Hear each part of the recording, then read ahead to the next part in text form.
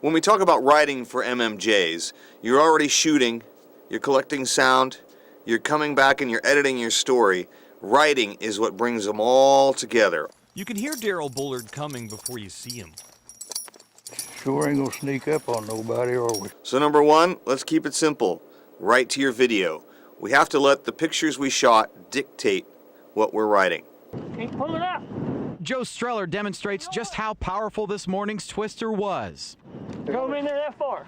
And is now picking up pieces of tin that once surrounded two area barns. As an MMJ, you already know what you shot.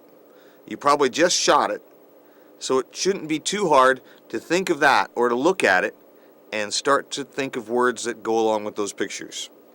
Maybe it's the way the afternoon light comes through the window. It could be the extra hot coffee. Or the easy laughter of partners Charlotte McConnell and Rowena Music.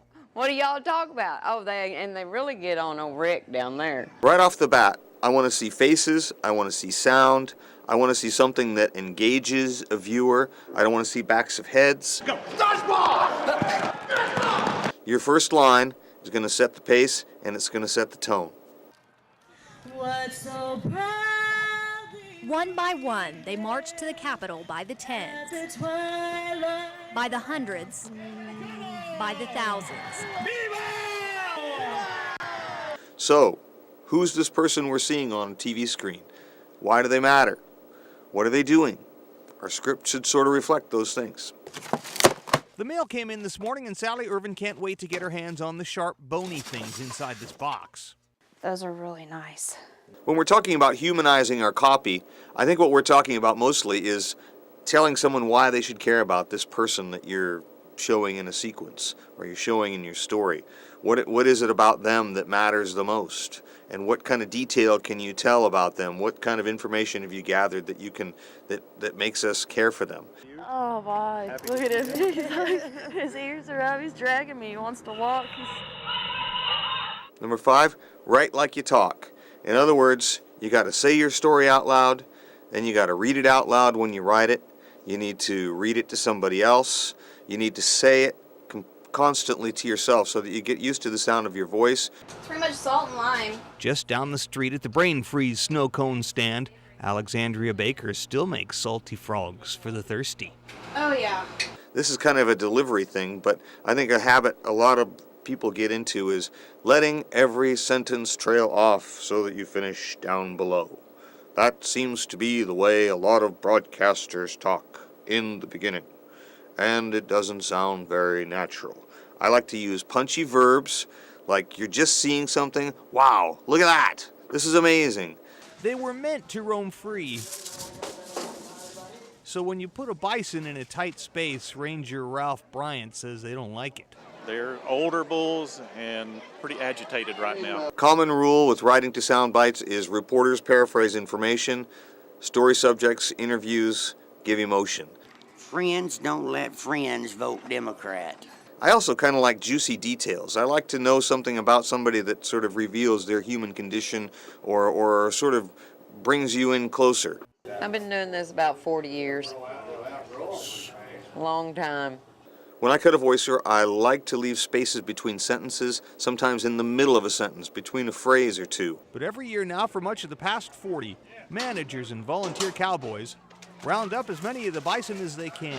There he is, he'll weigh about 1,420 pounds. Then sell the ones they don't want. All right, here we go. The sound sometimes fits just perfectly into that space you've left. In the old Army post days, players who scored a run had to ring a bell and ask the scorer to tally their run. On this very hot day, the enlisted men rang the bell 8 times. It's a chase for the ball. To the Fort Sill Indians 1.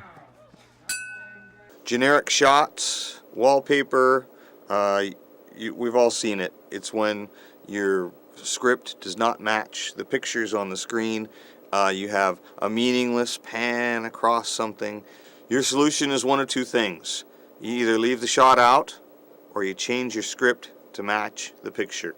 Number 9, write tight. Most reporters, and that includes MMJs, have 1:10, 1:30 seconds, and after that you got to go begging. You have to deliver if you're going to have something longer than those set parameters that producers like to have a fast-paced newscast. So you have to keep your sentences short.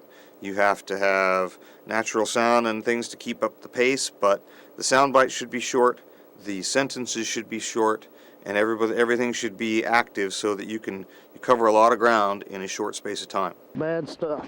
Gary Richardson stayed up all night watching tornado coverage, so he certainly didn't expect to be replacing fence posts from a mid-morning storm. I would have never left the house had I known this was going to happen. There we go.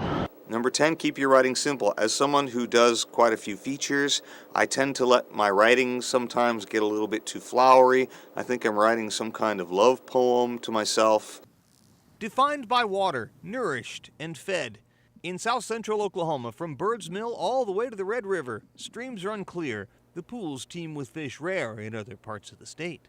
On a regular daily news story, your time is short, so you have to be merciless about what you cut. And what you cut is your script and sound bites. Those are the things you cut. Cut natural sound last. Usually those little pops are half a second. You're not going to save yourself a lot of time.